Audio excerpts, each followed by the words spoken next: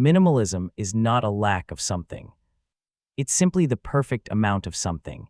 Nicholas Burrow's minimalism is about more than just possessions, though.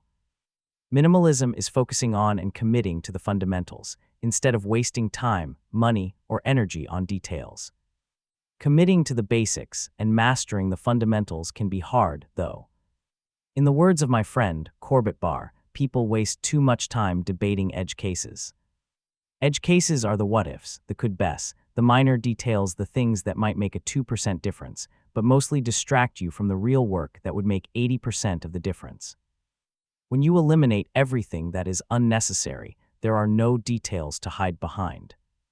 You're left with just the basics and whether or not you have mastered them. As you'll see throughout this guide, a minimalistic approach can be applied to consumption, goals, schedules, tasks, design, and much more. The Diderot effect states that obtaining a new possession often creates a spiral of consumption, which leads you to acquire more new things.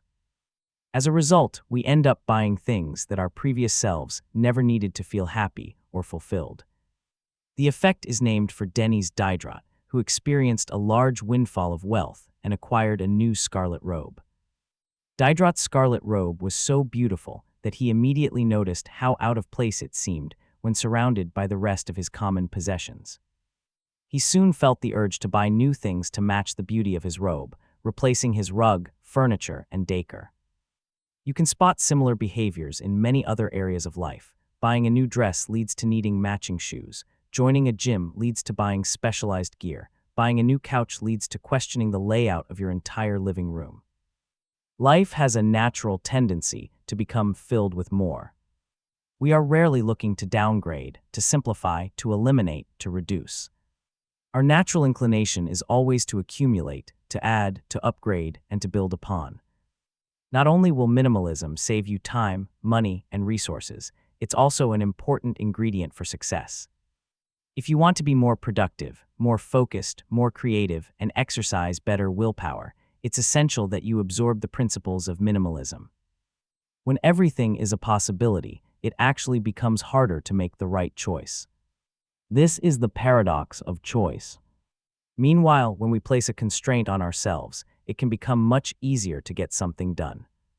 The simplest way to get better is to eliminate your distractions. Want your software program to run faster? Delete every line of code that isn't essential. Want to get stronger arms? Stop wasting energy on unrelated exercises. Want more people to read your blog? Stop distracting them with ads, buttons, and widgets. George R.R. Martin, author of A Song of Ice and Fire, writes his novels using WordStar 4 on an old DOS machine. He is not on Facebook or Twitter. His computer can't even send an email, yet he has sold more than 25 million copies by focusing solely on the work that matters. In 2009, Fred Stutzman created a program called Freedom to block his internet access so he could finish his thesis. The application went viral because it eliminates options and places a constraint on behavior, making doing the right thing much easier. When I built my first website, I realized that the simpler things became, the better the results were. Removing ads, social media buttons, and sidebars caused visitors to spend more time reading and more people to join my email list. Minimalism is also key to happiness and longevity.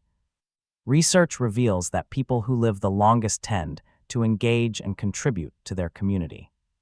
Creating and contributing to the world is a foundational piece of living a healthy and happy life.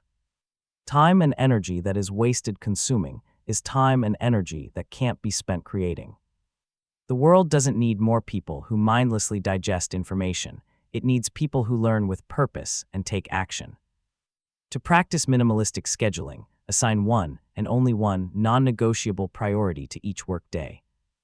This anchor task holds the rest of your day in place and removes the debate about what is urgent versus what is important. Warren Buffett recommends narrowing down goals by imagining you only have 20 punches for investments in a lifetime. This forces you to load up on what you've really thought about and ignore the distractions. To control the Diderot effect, you can Reduce exposure to triggers. Buy items that fit your current system. Set self-imposed spending limits. Use a buy one, give one rule, or go 1 month without buying anything new. Realize that wanting is just an option your mind provides, not an order you have to follow. There will always be something to upgrade to, but minimalism teaches us to be content with the perfect amount of something.